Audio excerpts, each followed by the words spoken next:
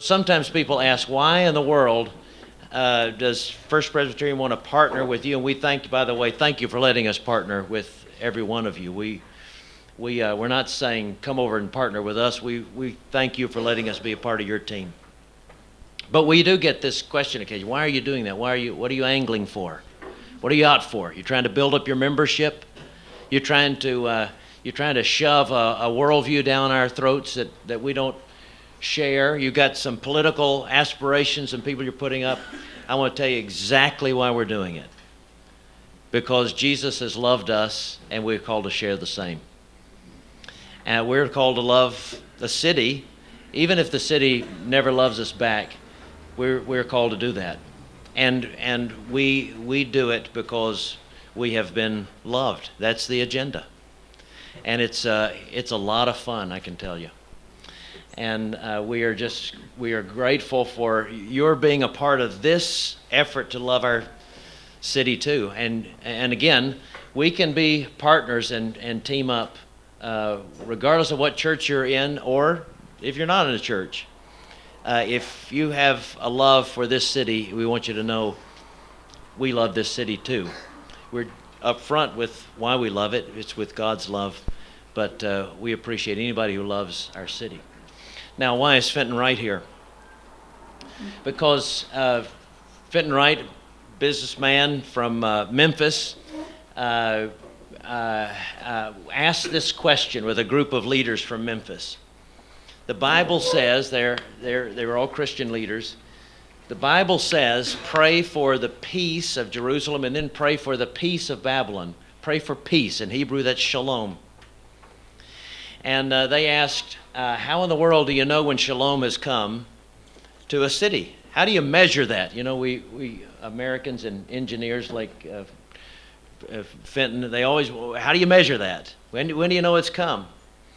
And we were asking that question too. We're doing all kinds of things, but are we making any progress? Are we doing what's really needed? That's where the Shalom Project comes in, and they have developed a model. They have a measurable plan by which you can discern when shalom has come. I'm going to turn it over to him, let him explain that to you, as well as whatever else the Lord's put on his heart. Thank you, George.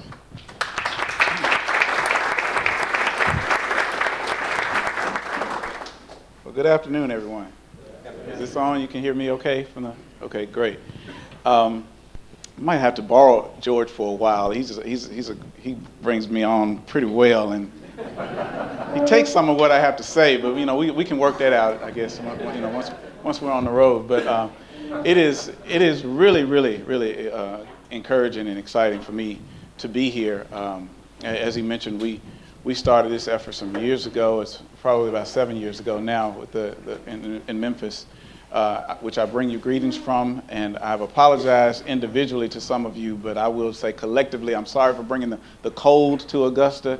We had an ice storm on Sunday, and I think I brought some of the cold and some of the, definitely, I'm glad I didn't bring the ice, but I did bring some of the cold. I think I'm leaving out here tomorrow, and I think you guys have 70s for the rest of the week, so you can rest assured I won't be returning soon, let you get your golf in and everything, but I'm excited to be here because Augusta represents for us in Memphis, for those of us in Memphis, as not only an opportunity to share what we've learned, but also for us an affirmation for us to know and understand that there are others who think like we think in terms of the need for communities to not only improve, but for communities to work together in order to improve. And so we have what we call in front of you this placemat, and I think we have some extras for some of you who might be messy eaters like I can be sometimes.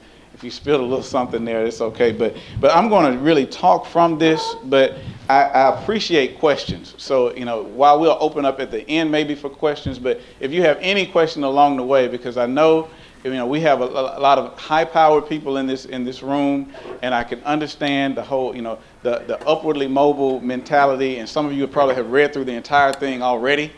And so you might have some questions along the way, so you might help me out in my presentation. But I really wanted to put this in a format that we don't necessarily just go by presentation, but we can kind of walk through.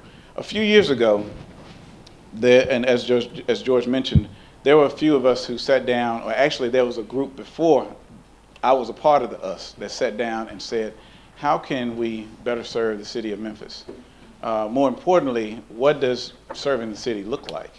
Now, granted, many of these guys and gals were already engaged in different forms of ministry and service to the city. So it wasn't like they were trying to create something. They were just saying, how can we do what we do better? And what does it look like? If we want peace in this city, if we want shalom, as George described, in this city, knowing and understanding that it's not just the absence of conflict, but it is well-being, it is soundness, it is health, it is completion, it is wholeness. In every area of our city, how do we make that happen?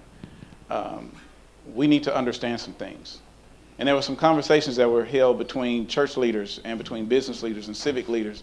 And some of the business and civic leaders said to the church leaders, the only time churches show up is when they have a problem with something. You know, you guys want us to fix something, but we need the church at the table when decisions are being made.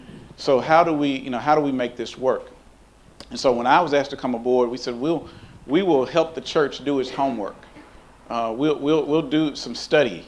We'll study some information that's out there. And so there are a number of different agencies that provide information all the time. They research, they report on the state of our city, our crime rate, our education attainment level, our graduation rates, our income levels, employment rates, all of these different things. There's studies all over the place, and I'm sure that Augusta is no different. But what we wanted to do was take a closer look at this information so that, one, as a church community, we could understand, but also when we came to the table, we would be able to participate in the conversations from our context.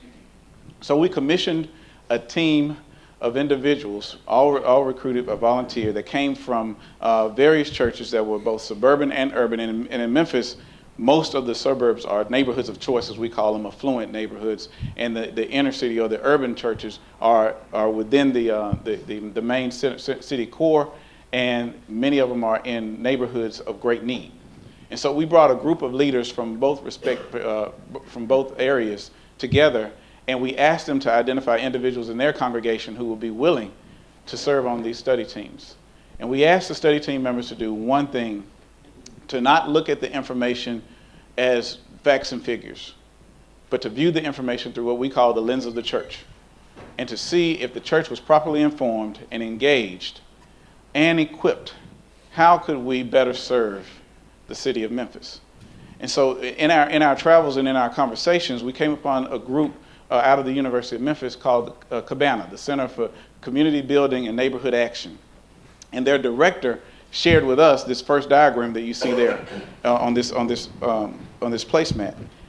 And as you can see there, it says the church has collective capacity. As you can see, those arrows represent service providers from all walks of life, serving different areas of the city, whether it's youth, education, housing, healthcare, all of the different areas that we determined made up the shalom of the community that you'll see there in the middle, where the study team assignments are.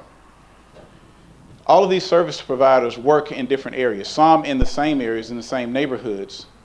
And so that being the case, there are opportunities for them to network. And we also, it was explained to us that from this network can come partnerships that can make them more effective in carrying out their missions. But there has to be some agency or agent that serves as a collective capacity.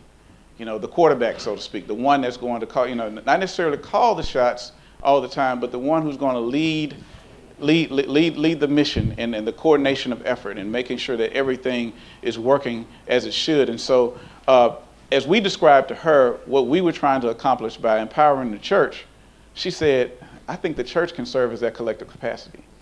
I think the church can be the hub to the spokes of the wheel that's going to make the economic engine and every other engine in our city work more effectively and more efficiently. And so we took that information to heart, and we started to take a look at the neighborhoods of the city, and we noticed that we had over 100 neighborhoods, named neighborhoods in the city of Memphis, and almost 80% of them were categorized as either vulnerable or distressed, and that's where that map in the bottom left corner your paper would display.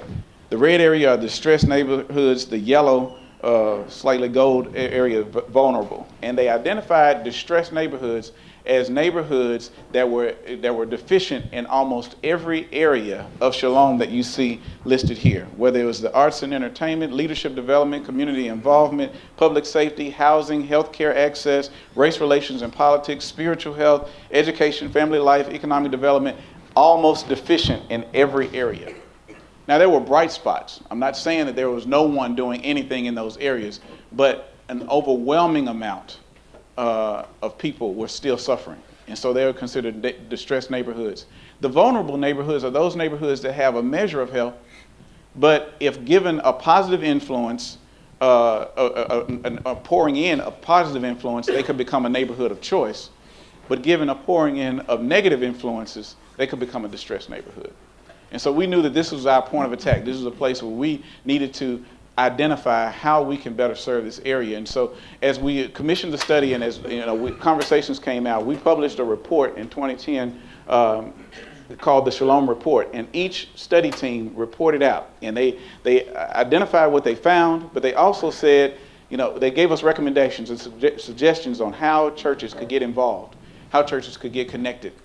But in those meetings and in those conversations, we had some smaller church pastors, we had lay leaders, we had people who were just subject matter experts in the given study area. And they started saying, hey, I know this organization, I know this church that's doing that. Or some of the church leaders are saying, my church is already, this is what we're about. We're doing these things in education. We've adopted a school, or we've done these different things. And so we thought rather than to try to champion a single cause or a single topic, that we would champion the church. Because our belief that if we want a healthy community, we need to have healthy neighborhoods. And if we want healthy neighborhoods, we need healthy churches. Because healthy neighborhoods are comprised of healthy families.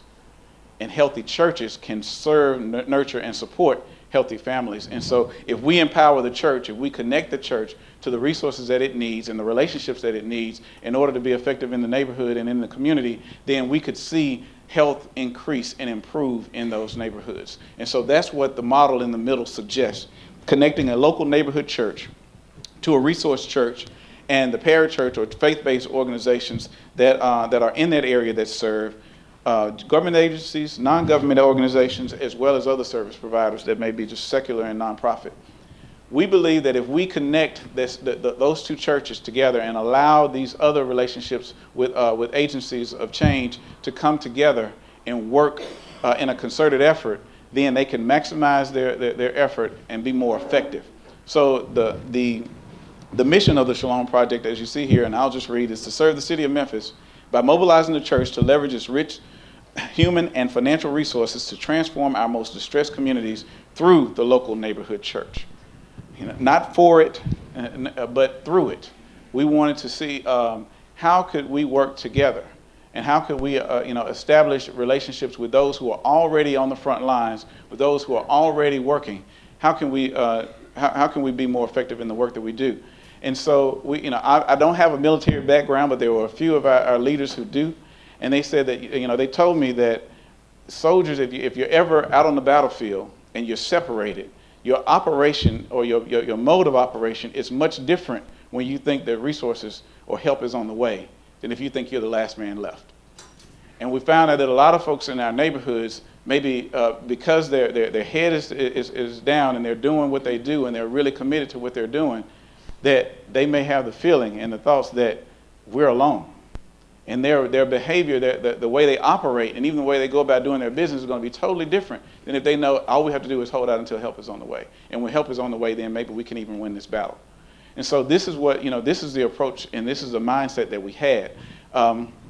George read from Psalm today, and earlier he read from the book of Jeremiah, where we borrowed our term, and when God said to the exiles to seek the peace of the city that you're in, pray for it. And he goes on to say that when you find its peace, you will find your own.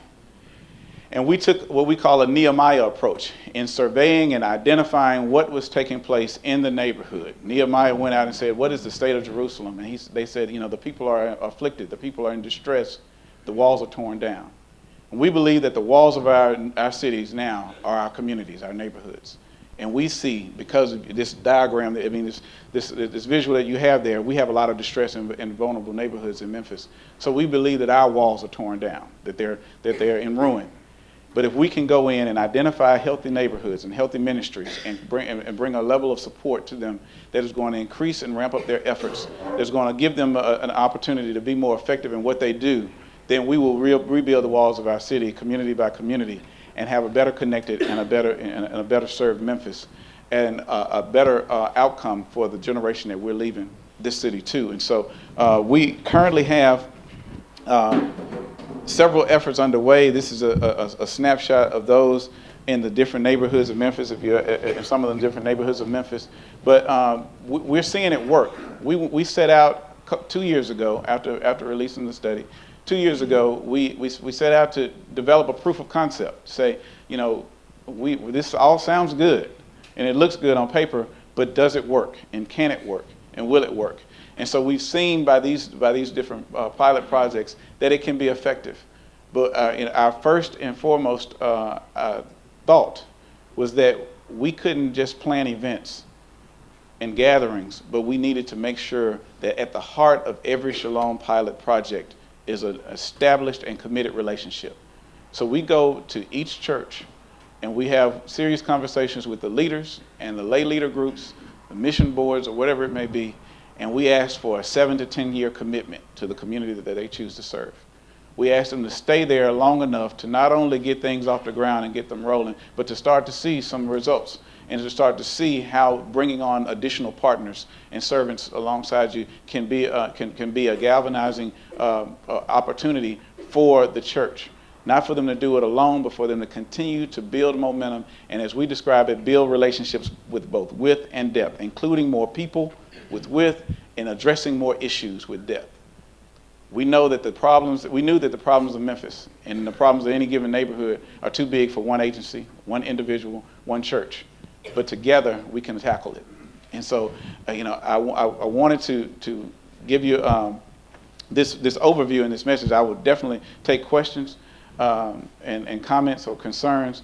But I do want to say that from the time that I spent here a few months ago, and just knowing and understanding some of the things that are taking place here in Augusta, I see a wealth of opportunity. And I see that there's an opportunity to connect. There are people who have a serious heart for this city and the neighborhoods that you're in. And if I can be of any service along the way, I'm more than happy to do so. But from what I've seen so far, I think that you guys are well on your way. It's just a matter of having that coordination of effort that says we are going to move together as a community in order to see the improvement that we want to see. So with that, I'll open up for any questions or comments, concerns. How did your role as facilitator in bringing all this together? How did you has God raised you up, or put you in the role you're in now, and do what you do now? Okay, I don't know if we have a time for me to tell my whole story, but I grew up a pastor's kid. First, I think that's one of the first things. My background is banking and finance, and I have an MBA in executive management, so it's not ministry. But my dad was a pastor, or is a pastor. And one of the things that I saw in the church was that there were people who were in the church who were very capable and very skilled at what they do outside the church. But if they didn't have a role to play in the worship service or some of the things that we did in the church, they didn't really do anything. They just came in and sat down and they enjoyed the worship service and they left. And for some reason, as a kid, that bothered me. I'm thinking, this person's a banker, this person does these different things, and why aren't they doing anything to, make things better here at the church or to do something from the church? So from early on, I had a desire to see the people of God kind of in motion and mobilized. But along the way, from a brief career in finance as a financial consultant, I had a company with a partner for a number of years, and I started to look elsewhere for opportunities, and it landed me in government and nonprofit management, which I ended up becoming the vice president and chief operating officer of the Memphis Leadership Foundation, which is sort of an overseeing ministry that incubates other ministries in the city of Memphis, all geared towards sharing the gospel and ministering to under-resourced individuals. And Second Presbyterian Church is a partner of the Memphis Leadership Foundation. And so when they had this idea of a ministry plan, my president, my boss at the time said, I think this guy can do it. And so, I have a heart for the city. I grew up there. I wasn't born there, but Memphis is home. I met my wife in high school there. We've been married for 18 years. We have 2 children. And so I wanted Memphis to be a better place. I've always loved the city. And I've always been one to kind of get along with other people. And so the opportunity to share that concept, that notion of connecting and being a good friend was appealing to me. So that's kind of how I got to this point. Does that answer? Okay. Another question. Fenton, how long has the Shalom Memphis project been in operation? 6 Secondly, years. how do you measure some of the results, and what are some of the results? We've been in operation 6 years as the Shalom Project. 3 years, almost 3 years, where it was spent on the study itself and compiling the report. And so we've been in operational implementation for about 2 years. The way we measure, and I don't have my slides loaded, but the way we measure, this is a relationship-driven approach to community development. And we measure it by levels of a relationship. I shared it with a smaller group earlier, and I'll try to recall them by memory. But as any interpersonal relationship, and I sort of liken it into a courtship, there's an exploratory phase. And so the first phase of development in a relationship is exploring. Is this someone that I can spend time with? Is this someone that I can work with? We lead the respective church leadership in that process. And then there's an initiating phase where they start to try to do different events and programs, activities, not for the sake of the activity, because we have a lot of churches that are doing activities, but they don't do it with a purpose to either bring relationships together or to serve as a catalyst for relationships to spark from that moment. So there's an intentionality, if you will, about initiating action. And then we have experimentation where they're just kind of testing the waters, and it's trying to see if we bring people to volunteer here and to tutor, will they be well received? Will our relationships, for those who are on the front line, will our relationships on the front line translate into relationships that our suburban church partners can develop and cultivate with the residents? After that, you have me out. And intensifying. So they kind of ramp up those efforts. And you have one or two or a handful of people that are designated as volunteers or that as representatives of the church, of the different churches that come together. The intensifying phase brings in more people. And as I mentioned earlier, that those relationships growing with both width and depth, bringing in more people to serve the community, serve the needs, bringing in sometimes additional, in some cases I should say, additional programs. The next one is after integrating, where they are no longer just working in pockets, but they're starting to be able to make decisions together. We have groups who are starting to develop strategic plans for their respective neighborhoods or for the ministry in that neighborhood that are 5 years, 7 years down the road. Here are some things that we like to do.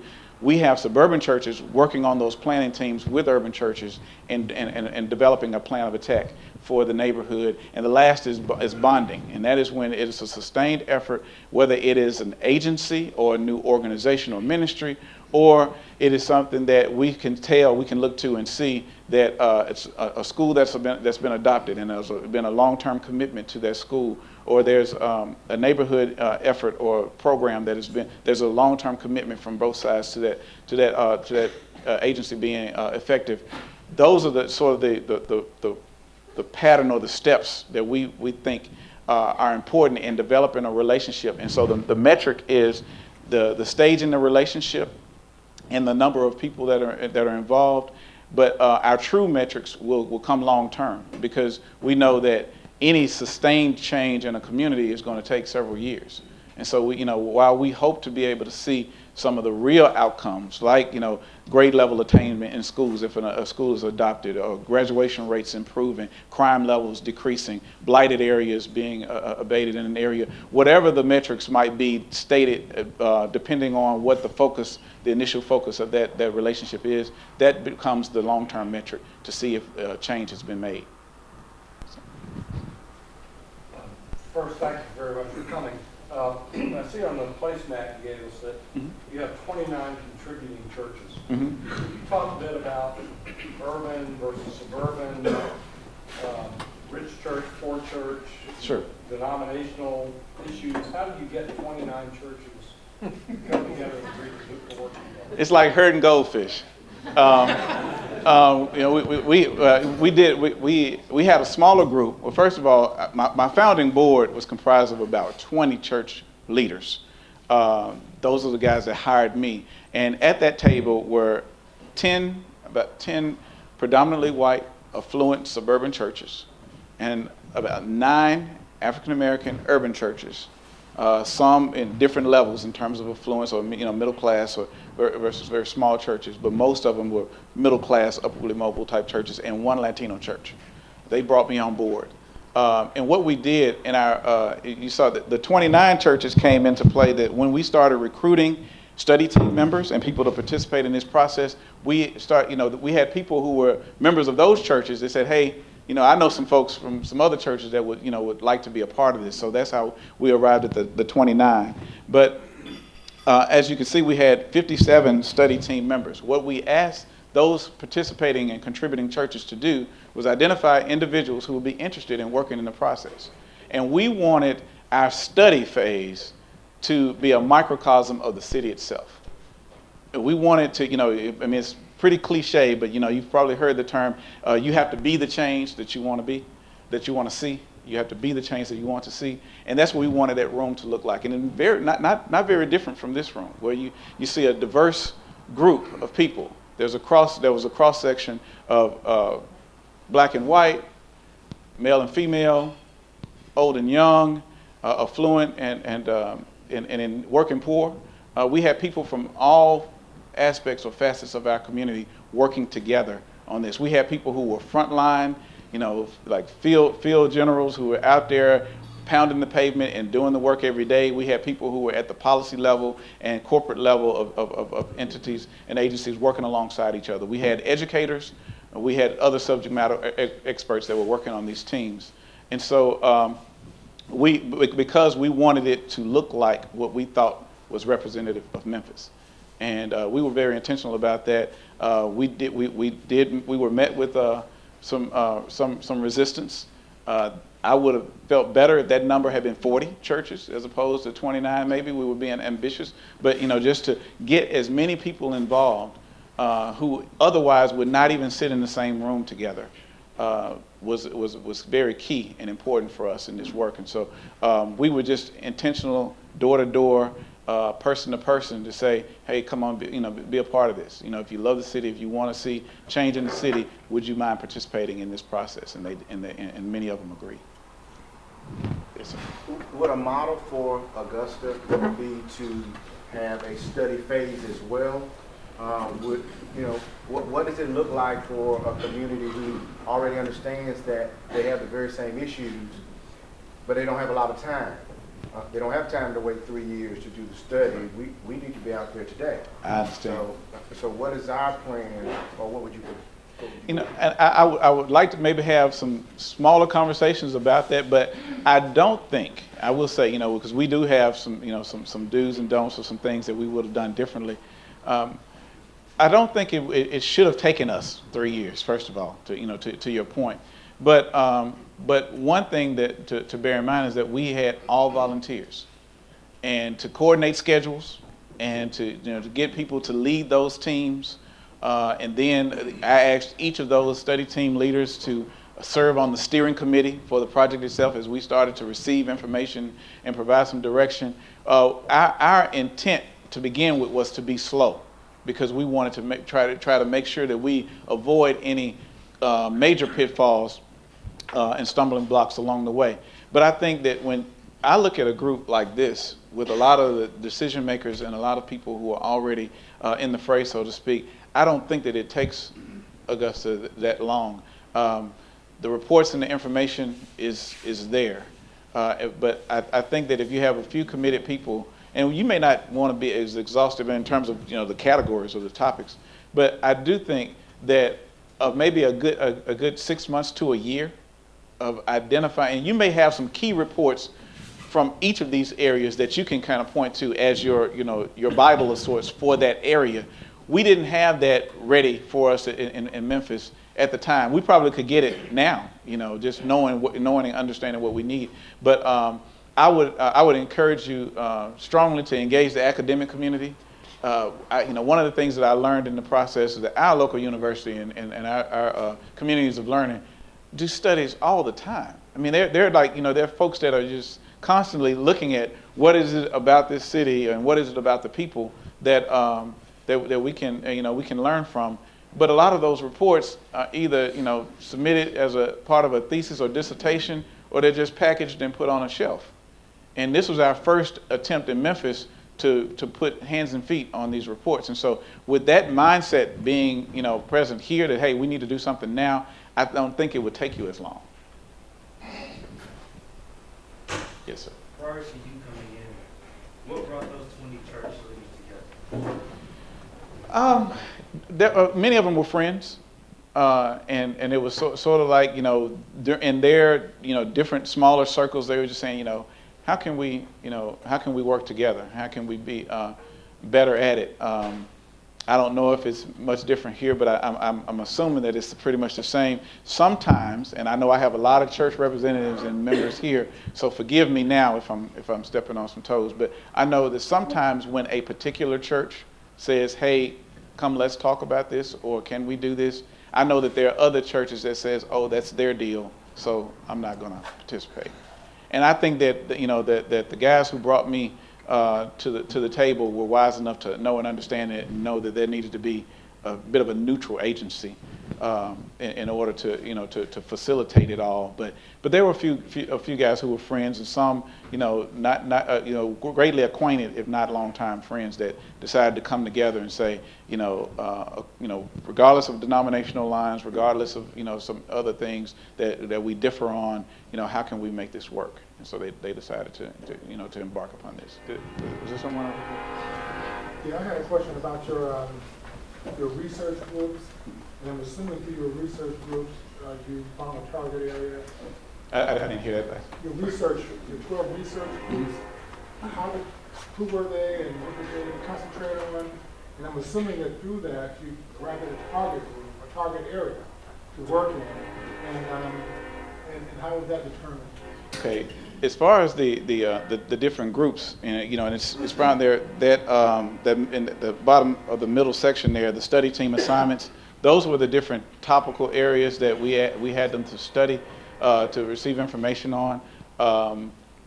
From those, whether it's arts and entertainment, community involvement, leadership development, those were our starting points in terms of where we were able to get information from, whether it's the academic community, the local chamber of commerce, and a number of different agencies that provided us with information.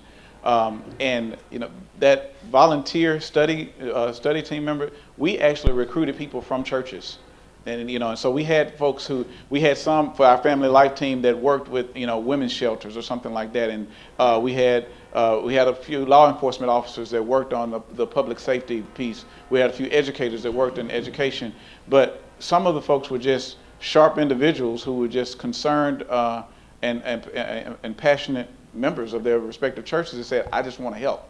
And so we were able to provide a little guidance in terms of what to look for. But that information was just available, and we shared it with these volunteers who were on these study teams. We did no firsthand research. I think, well, I say none, but there were a few groups that interviewed individuals like professionals in some of the different topical areas. But all of the information was already out there. We just shared it, passed it along to the respective teams. And the last part of your question you asked, How do you determine the target area? we didn't want to target a certain neighborhood.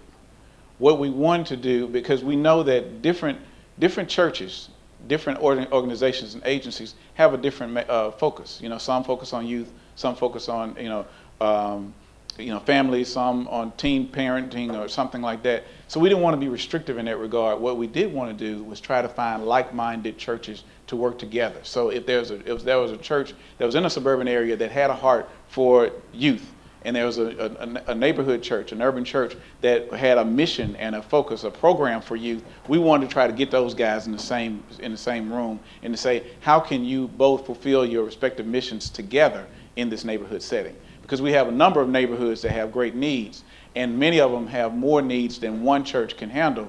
But we wanted to see how can we, drill down in one area so that we may be able to garner support and build momentum around addressing some of the other needs.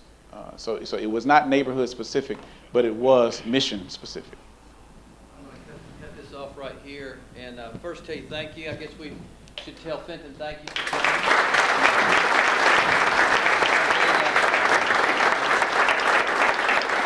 We do have a little plaque for hopefully everyone that we had on the list, and at this table and at this table, if you haven't picked up one, it says with the city, for the city. This one's Shalom Project Fenton Wright. I want to present you with that.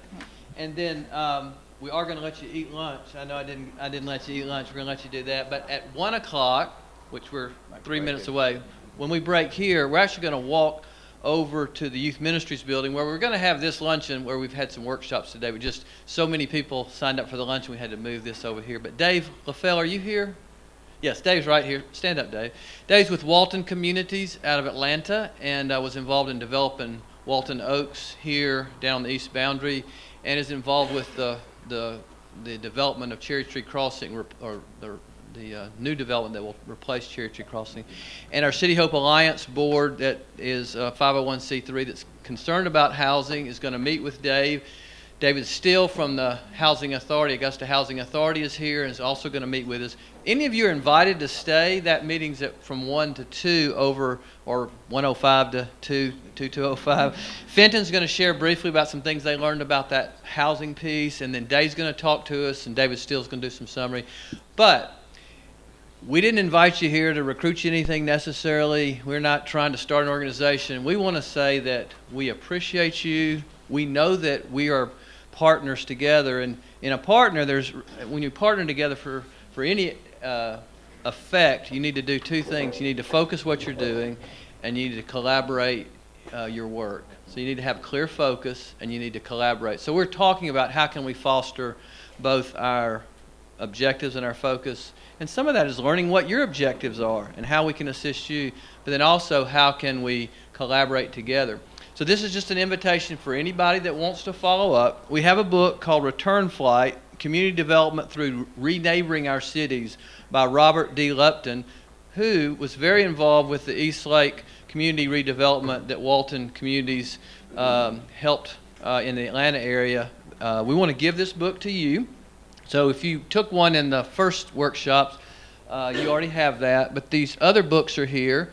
And if we run out of books and you want to read the book, let me know, and we'll if you want the book, and we'll get it to you. But we're going to meet back here for lunch on April the 24th just to talk about the book. Our pastor, George Robertson's going to lead us in just a little bit of discussion about, okay, what does this mean that we can learn together? So anybody that wants to come back on Thursday, April 24th, noon, right here. If you like Barbecue Barn, we'll do Barbecue Barn again. Is that the right date, Lee? That is, I just want to make sure, compared to your dates, I gave you a date that's wrong. Yeah. He said Friday, April 25th in the workshops. It's actually Thursday, April 24th. So anyone that wants, and if you'd like a book, and I hope that everyone that is here has a plaque to take with you today. I've seen faces, and I'm going to try to get you connected. If not, and you were here and we didn't make one for you, we want to get one to you, to your office. So I'm going to dismiss us with prayer. Again, thank you for coming. We're honored that you're here. We're thankful for what you're doing. And I agree, someone said there are a lot of things going on, and we are thankful for that. We want to partner together to focus our efforts and collaborate to see the blessing and the peace of the city. And again, thank you, Fenton, for your work with us. Lord, we are so thankful that we're not alone. And when you sent your son Jesus, he came to remind us that we were made to be connected to you. And Lord, when we're connected to you, it strengthens our connection to one another, and we can live in a flourishing way as we believe and trust your promises. Lord, there's hope. We don't have to live in despair or fear. And we would pray that for this city, that this city would be delivered from despair or fear, or even a sense of control or power that says that we have to have it our own way. We pray, Lord, and thank you that the gospel delivers us from demanding our own way, because we know, Lord, when we demand our own way, we not only bring destruction into our lives, but into others around us. And we want to bless our city, and we want to serve our city, and we want to love one another as you tell us to love as we have been loved. So thank you for Fenton. Thank you for each group that's represented, each person. Thank you for this privilege that we have to love you and to love one another and to love our city for Jesus' sake. We pray in his name. Amen. Thank you for coming. In just 5 minutes, we'll start our next meeting about housing.